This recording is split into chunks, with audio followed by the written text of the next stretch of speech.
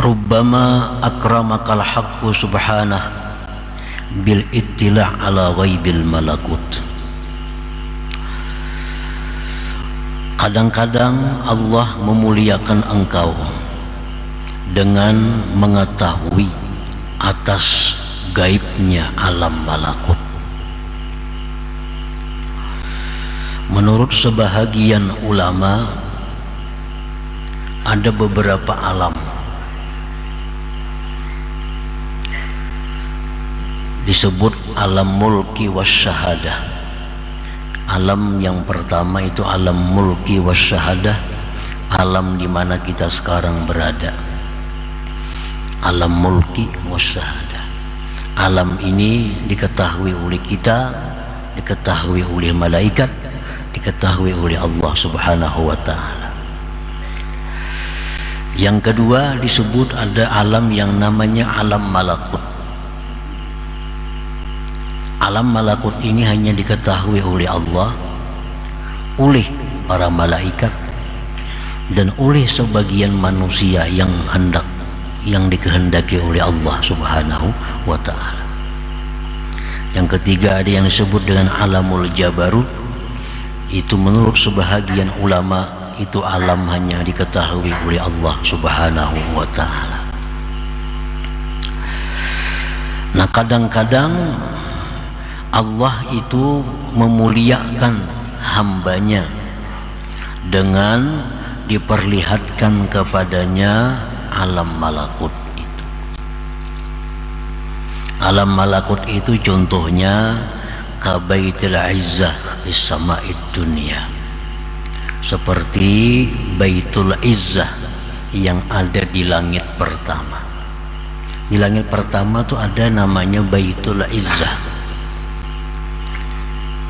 Itu termasuk alam malakut. Yang mengetahui itu hanya Allah, para malaikat, dan orang-orang manusia yang dikehendaki oleh Allah. Diperlihatkan kepadanya baitul izzah. Menurut riwayatnya, Al-Quranul Karim itu diturunkan dari Lauhil Mahfuz ke Baitul Izzah itu 1 biji. Dari Baitul Izzah itu diturunkan kepada junjungan kita Rasulullah SAW bertahap selama 23 tahun. Nah, itu Baitul Izzah, itu alam malakut. Wal Baitul Ma'mur, ada yang disebut dengan Baitul Ma'mur bis sama'is sabi'ah, di langit yang ke-7. Ada lagi wal Lauhil Mahfuz. Lauhil Mahfuz itu di atas lagi dari langit yang ke-7. Nah, itu sebagian dari hamba-hamba Allah, ada yang diizinkan Allah untuk bisa melihat yang tersebut tadi, Baitul Izzah, Baitul Ma'mur, Lauhil Mahfuz. Lauhil Mahfuz ini adalah kumpulan seluruh data alam semesta ini. Di situ kumpulan segala yang ditakdirkan oleh Allah. Tidak ada satupun yang luput dari catatan tulisan yang ada di Lauhil Mahfuz itu. Nah, para muhibbin rahimakumullah, banyak para aulia Allah yang diberikan Allah kelebihan, dia bisa melihat Lauhil Mahfuz itu. Seperti perkataan Syekh Abdullah Al-Qayrawani, asyhadani Allah ta'ala ma fis samawati sab'i wa ma fil Lauhil Mahfuz. Aku telah diperlihatkan oleh Allah sesuatu yang di langit yang 7, dan diperlihatkan kepadaku oleh Allah Al-Lauhil Mahfuz. Imam Asy-Sya'rani berkata Syekh Jakir, yaqul ma akhaztul ahda ala murid hatta ra'aituhu ismahu maktuban bil Lauhil Mahfuz wa annahu min auladina. Aku tidak mengambil baiat atas seorang murid aku tidak mengambil satu baiat kepada seorang murid sehingga aku melihat dulu adakah namanya di Lauhil Mahfuz bahwa itu orang jadi muridku. Aku tidak akan membaiat seseorang untuk menjadi murid sebelum aku lihat di Lauhil Mahfuz bahwa itu apakah muridku atau bukan muridku. Jadi ada sebagian yang demikian. Imam Asy-Syadzili rahimahullah berkata, atla'ani Allah 'ala Lauhil Mahfuz falaula ta'addub ma'a jaddi Rasulillah sallallahu alaihi wasallam laqultu hadza sa'id wa hadza syaqi. Allah memperlihatkan kepada aku Al-Lauhil Mahfuz. Andai kata tidak beradab terhadap Rasulullah, niscaya aku bisa mengatakan ini orang ahli surga, ini orang ahli neraka. Karena dalam Lauhil Mahfuz itu ada seluruhnya tentang keadaan kita, baik di masa lalu atau akan datang, baik di dunia maupun di akhirat kelak. Nah, para muhibbin rahimakumullah, nah itu Lauhil Mahfuz bagian dari alam malakut. Alam malakut, alam yang tidak bisa dijangkau oleh manusia biasa, kecuali orang-orang tertentu yang dikehendaki oleh Allah Subhanahu wa ta'ala. Nah, kadang-kadang Allah memuliakan engkau dengan diperlihatkan alam malakut seperti Baitul Izzah, diperlihatkan Baitul Ma'mur, diperlihatkan Lauhil Mahfuz, diperlihatkan surga, neraka dan lainnya. Walam yutli'ka ala syai'in min asraril ibad, dan Allah tidak memperlihatkan kepada engkau atas sesuatu dari apa yang tersimpan di dalam hati seorang manusia. Nah, jadi artinya orang yang sudah biasa melihat Lauhil Mahfuz, sudah bisa melihat surga, sudah bisa melihat Baitul Izzah dan lainnya, itu belum tentu dia diperlihatkan oleh Allah apa yang ada di dalam hati manusia yang di hadapannya. Belum tentu.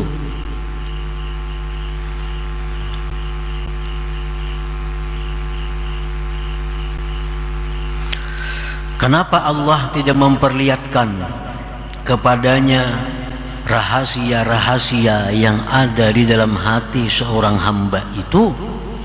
Rahmatan bika wa bihim, karena Allah sayang dengan engkau dan dengan mereka. Karena Allah kasih kepadanya, Allah lindungi apa-apa rahasia yang ada di dalam hati seorang hamba tadi. Walaupun dia sudah bisa melihat Lauhil Mahfuz, tapi dia belum tentu bisa melihat, membaca apa yang ada di hati orang lain. Nah, itu rahmat Allah sebenarnya kepada dirinya dan kepada orang lain itu.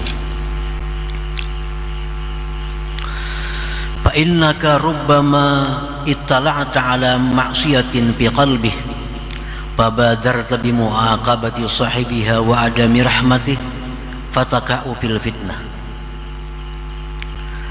Karena bahwa engkau kadang-kadang mengetahui ada maksiat hati seseorang.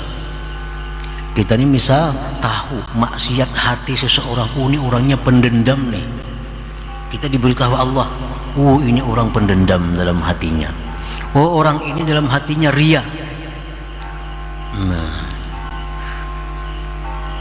kadang-kadang kalau kita diberitahu oleh Allah yang demikian, kita bisa bersegera menindak dia, menghukum dia, dan tidak sayang lagi kepadanya. Maka jatuhlah engkau di dalam fitnah, di dalam satu musibah.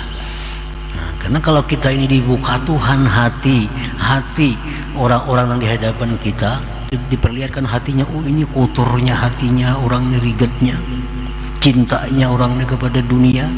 Nah, kalau diperlihatkan Allah itu dah kepada kita, nah kita ini bisa benci kepadanya, nah, bisa menjauh daripadanya, bisa menyebut keaibannya. Nah, itu akan menjadi fitnah kepada kita. Jadi itulah Allah Subhanahu wa ta'ala kadang-kadang mendinding kepada seseorang untuk mengetahui isi hati orang lain itu, karena dikhawatirkan demikian tadi. Fala ibrata indal muhaqqiqin bimukasyafati asraril ibad. Tidak ada ibrah menurut para ulama muhaqqiqin dengan mengetahui rahasia-rahasia yang ada di dalam hati hamba. Nah, itu tidak ada ibrah. Kalau misalnya kalau kada tahu hati orang berarti belum wali, itu kada ada hubungannya. Bila kada tahu lagi di hati orang berarti orang ini belum hibat, belum dekat dengan Allah. La ibrah, tidak ada urusan demikian itu, tidak ada hubungannya. Banyak para aulia Allah yang ditipu orang, berarti kada kasap juga sih itu. Dan itu hal yang biasa. Rasulullah SAW sebagai contoh manusia, contoh Rasulullah ini datang kepada beliau sekelompok orang dari satu kabilah. Orang ini niat jahat, datang pura-pura masuk Islam melawan Nabi.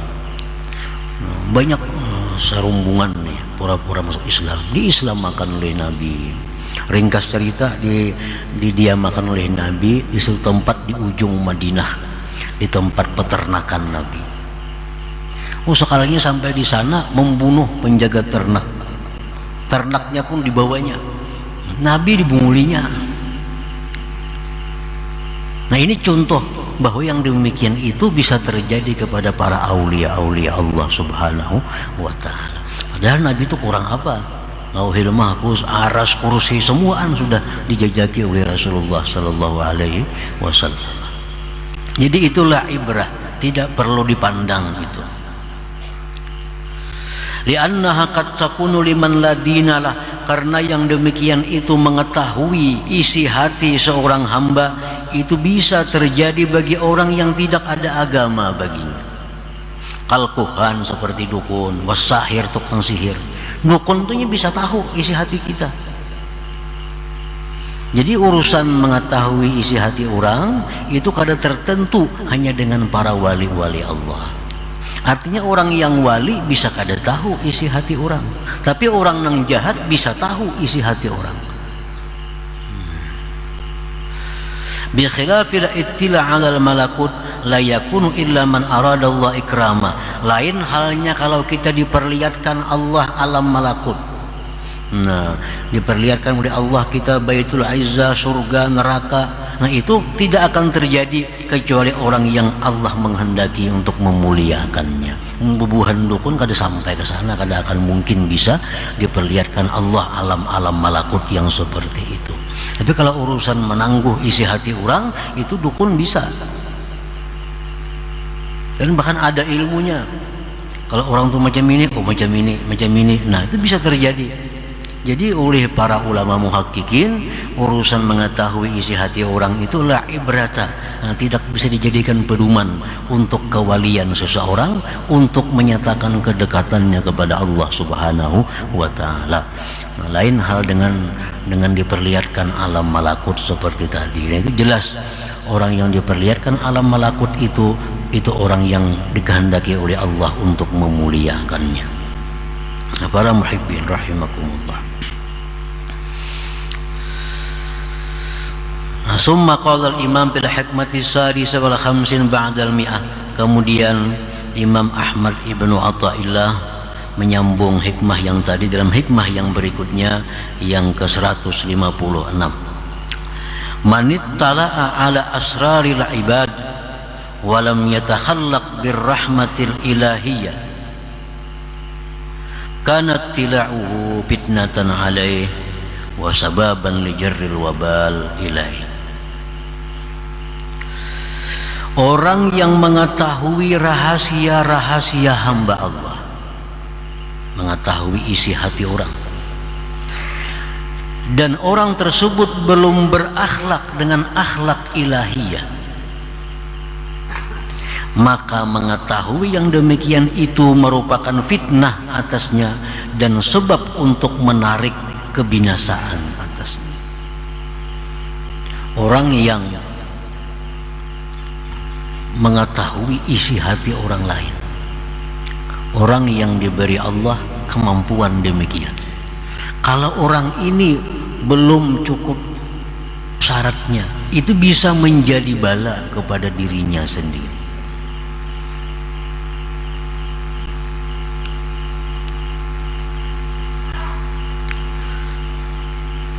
Al-ittila ala asraril ibad qabla tamkin bil musyahadah ka tauhidil af'al wa takhalluqi bi akhlaqir rahman fitnatun azimah wa baliyatun wa musibah.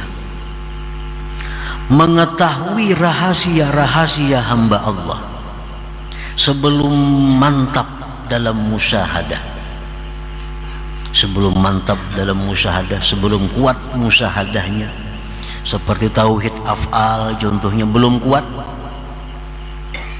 dan dia belum berakhlak dengan akhlak ar-Rahman.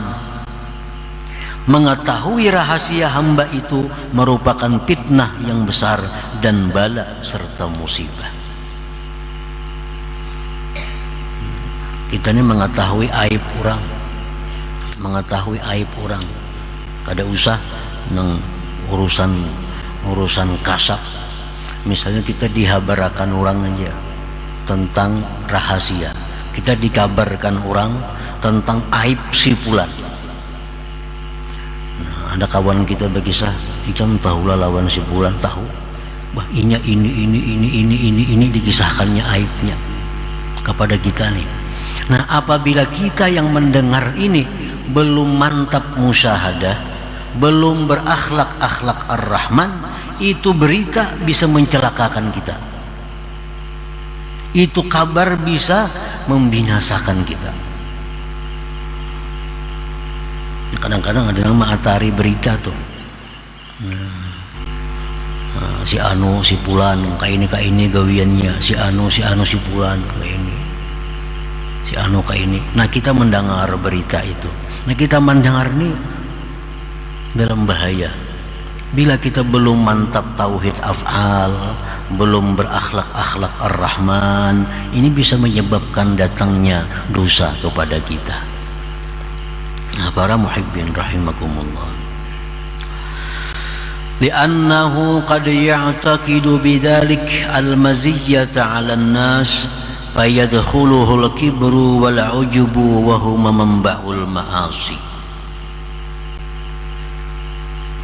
Karena bahwasanya terkadang dia mengiktikadkan dengan demikian itu akan lebih atas manusia. Orang yang diberi Allah sesuatu yang dia bisa mengetahui rahasia orang. Nah, kalau orang ini belum mantap musyahadahnya, ini bisa menimbulkan satu, inya merasa hebat,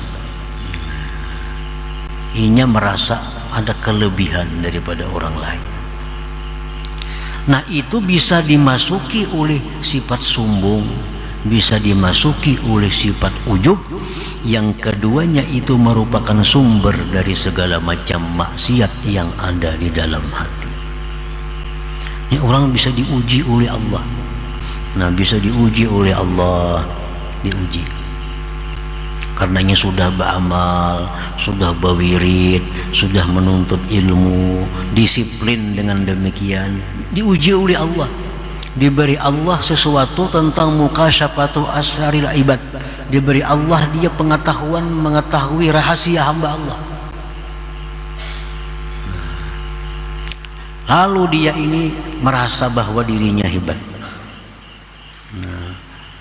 merasa dirinya hebat daripada orang lain. Timbul di situ kesombongan, timbul keujuban, timbul keangkuhan, timbul memamerkan kelebihannya. Ada kita berteman orang bersalaman, sombong orang ini. Ada kita bersalaman orang beri maras, orang banyak hutang kasihan jadinya. Tahu rahasia-rahasia orang. Nah, karena ini orang belum cukup musahadahnya, belum mantap, akhirnya jadi mainannya. Nah, jadi mainannya. Padahal itu cobaan dari Allah kepada dirinya, diberi yang demikian itu.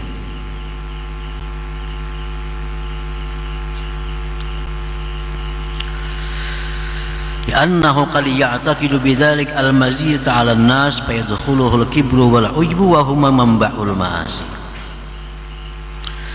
Wa annahu qad lam yatakhallaq bi akhlaqir rahman. Nah, bisa juga orang yang ini dia belum punya akhlak dengan akhlak Allah Ar-Rahman. Fala yarhamuhum, maka dia tidak sayang kepada mereka. Wala yasturuhum, tidak bisa menutupi aib mereka. Fayaqa'u fil maksiatillah bi maksiatillah taala, maka dia akhirnya jatuh dalam maksiat kepada Allah. Nah, jadi orang ini diberi Allah kelebihan tadi, tahu isi hati orang. Sekalinya kawan kuning kada baik lalu hatinya. Sekalinya kawannya kada baik, padahal selama ini baik lawan kawan nih.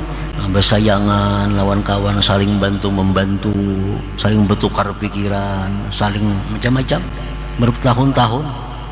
Sekali diberi Allah kasab itu, tahu isi hati kawan. Sekalinya kawan kau ini orangnya penjahat nih, sekalinya orangnya pengkhianat, sekalinya orangnya itu ini, katanya tahu. Nah, akhirnya dia benci kepada kawannya ini.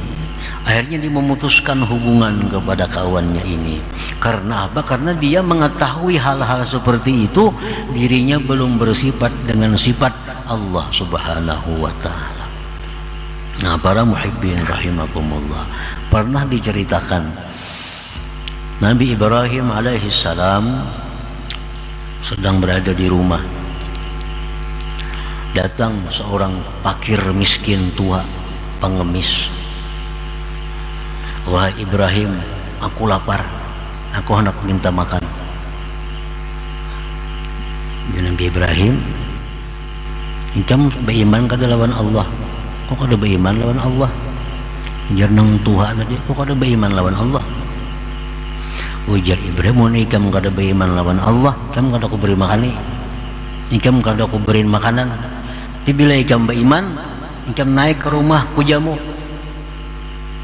Ini laki-laki tua tadi, kada biar mati aku kada beriman. Biar mati kada beriman non Allah Ta'ala. Itulah jalan laki-laki tadi, jalan meninggalkan Nabi Ibrahim. Nabi Ibrahim ini ditegur oleh Allah Subhanahu wa Ta'ala. Wahai Ibrahim, kenapa engkau hendak memberi makan orang, mengaitkan dengan keimanan? Orang itu umurnya lebih 70 tahun dia tidak beriman kepadaku, tetap dia ku pelihara, tetap dia ku beri makan, tetap dia ku beri hidup. Padahal 70 tahun lebih dia menentang kepadaku. Nah, ini artinya sifat Allah Ar-Rahman itu. Allah kada pilih kasih orang Yahudi, orang Nasrani, orang Majusi, orang menentang Allah, orang benci kepada Allah, semuaan dikasih oleh Allah. Allah kada pilih kasih, tapi kalau sayang itu Allah berpilih. Allah kada akan menyayangi orang-orang seperti itu.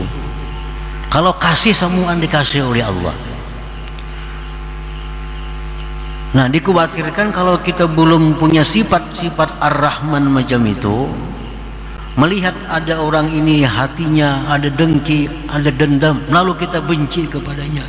Inya dalam kesusahan kita kada mau lagi membantu inya, putus hubungan dengan inya. Nah, itu yang dikhawatirkan kalau kita mengetahui tentang rahasia seorang hamba, sedangkan kita belum mantap musyahadah kita, belum mantap sifat akhlak Ar-Rahman yang ada pada diri kita ini.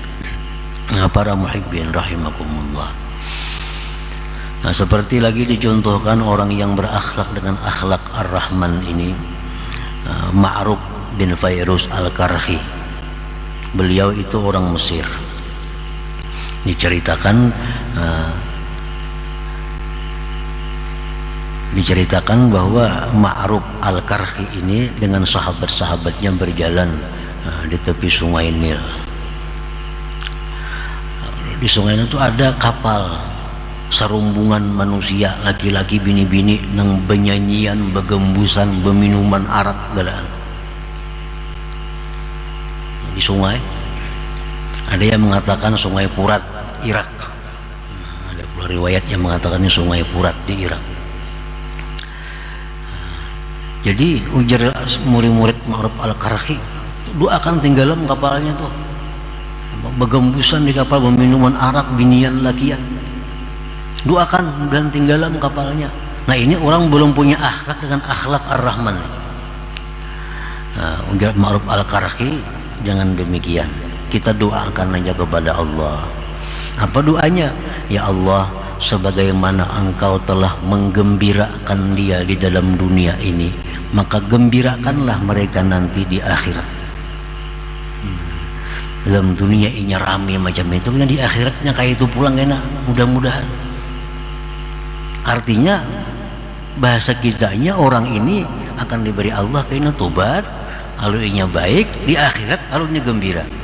Nah ini sifat daripada Allah Subhanahu wa ta'ala. Ini akhlak daripada akhlak Ar-Rahman.